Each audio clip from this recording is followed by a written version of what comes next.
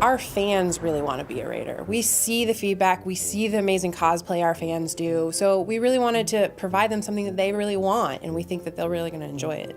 When you enter NUKA-WORLD, there's a sort of settlement where the raiders are, but they don't have the whole park.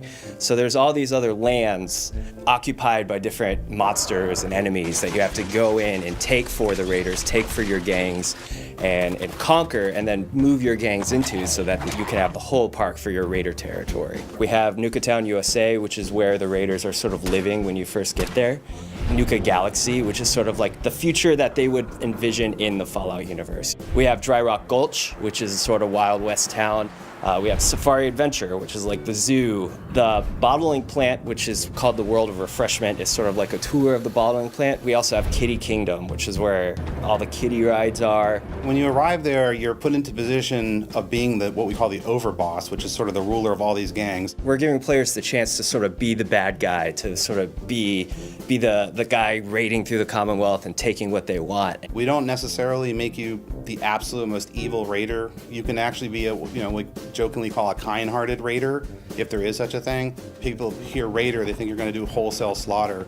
We actually took great pains to make sure that that wasn't a requirement. We have 3 distinct gangs, each with their own vibe, each with their own backstory, so it lets you choose not just to be a raider, but what kind you want to be. The Disciples are sort of your classic, very bloody, very violent gang. Then you have the Operators, and they're sort of your stealthy, sort of come at you from the shadows, a little more technologically oriented raider gang, and then the Pack, and they're just absolutely crazy. We had one of our concept artists go through and develop a lot of the different armor. The ones who are more bloodthirsty have more violent shapes and more rough edges, and the ones who are more clean cut and efficient have a more stylized look. So in the end, your overboss should look totally different than someone playing down the street from you.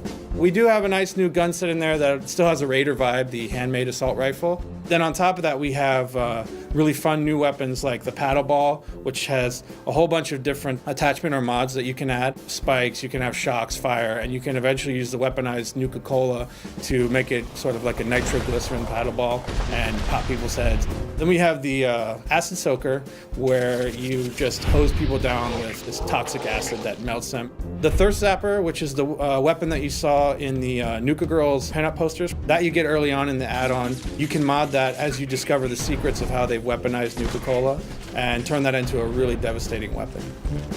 I'd say that this is a great capper on the whole experience in Fallout 4.